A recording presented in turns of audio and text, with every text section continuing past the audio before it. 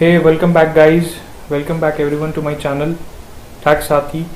हमारे जितने भी सब्सक्राइबर्स हैं, current subscribers as well as future subscribers, आप सभी को वापस से मेरे चैनल पर वेलकम है। हम हर दिन एक नया प्रोसेस सीखते हैं। आज भी हम एक नए चैप्टर के साथ स्टार्ट करेंगे। So we have come up with a new topic today,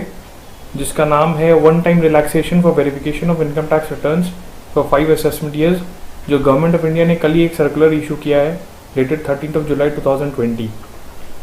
basically ये सर्कुलर नंबर 13/2020 है, जो कि CBDT department of revenue ministry of finance GOI ने कल इशू किया है। इस सर्कुलर का मेन सब्जेक्ट है one time relaxation for verification of tax returns for assessment year 2015-16 से लेके 2019-20 तक, जो कि पेंडिंग है नॉन फाइलिंग के कारण से और ITR-V फॉर्म या फिर प्रोसेसिंग ऑफ सच रिटर्न के कारण से। एक्चुअल में ये जो सर्कुलर इशू किया गया है, ये जब भी हम, आप लोग सभी को मालूम होगा, जब भी हम कोई इनकम टैक्स का रिटर्न फाइल करते हैं तो पोस्ट रिटर्न फाइलिंग हमको इसको वेरीफाई भी करना पड़ता है। Verify just as a declaration है कि जो भी हम पर्टिकुलर्स अपने इनकम टैक्स रिटर्न में स्पेसिफाई कर रहे हैं वो true to the best of our knowledge है और उसमें कोई भी मिस्टेक नहीं है। सो बेसिकली जो असेसमेंट ईयर 2015-16 से लेकर के 2019-20 तक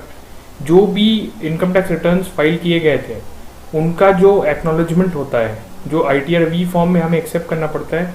और जिसके बाद ही प्रोसेसिंग ऑफ रिटर्न्स होती है, उसमें गवर्नमेंट ऑफ इंडिया ने एक रिलैक्सेशन दिया है फॉर 5 असेसमेंट ईयर्स, यानी कि फाइनेंशियल ईयर 2014-15 से लेकर के फाइनेंशियल ईयर 18-19 तक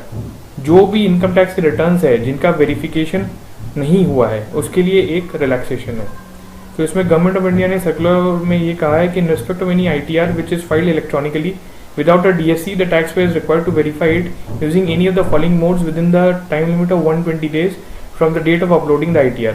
जब भी हम इनकम टैक्स रिटर्न अपलोड कर देते हैं, उस दिन से लेकर के 120 डे के अंदर में हमको वो इनकम टैक्स रिटर्न को जो है वेरीफाई करना पड़ता है। वेरीफाई के 6 मीन्स है। पहला मीन्स है आधार OTP के थ्रू से, दूसरा है हम नेट बैंकिंग के थ्रू से, E-फाइलिंग अकाउंट से, तीसरा है electronic verification through bank account number, चौथा है डीमेट अकाउंट नंबर के थ्रू से, पांचवा है बैंक अकाउंट के ATM से,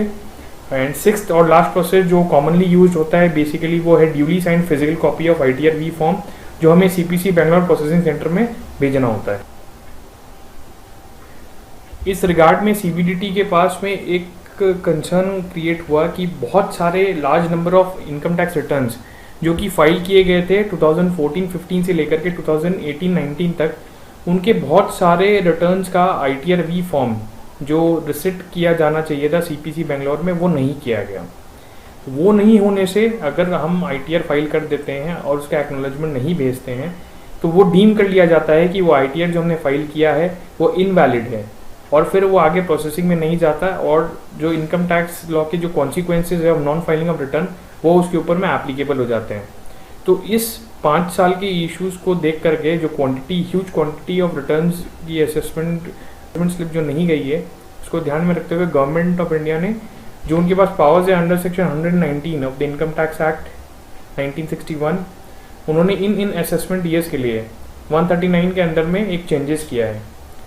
उन्होंने ये बोला है कि जिनका भी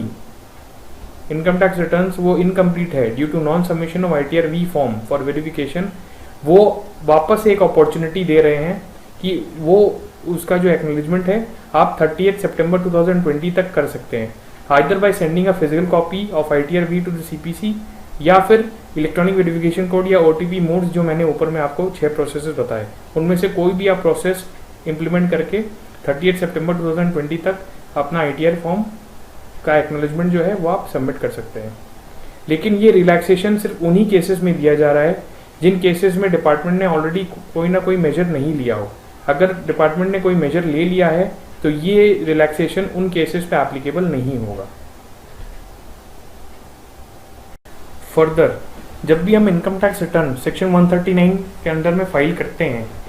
तो जैसे फॉर एग्जांपल कोई भी फाइनेंशियल ईयर का रिटर्न नेक्स्ट ईयर के 31 जुलाई तक हमें फाइल कर देना होता है।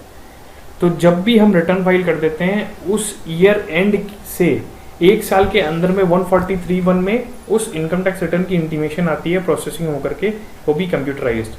तो उसमें एक रिलैक्सेशन और है टाइम फ्रेम में कि CBDT ने ऑल्सो रिलैक्स किया है time frame for issuing intimation 143(1)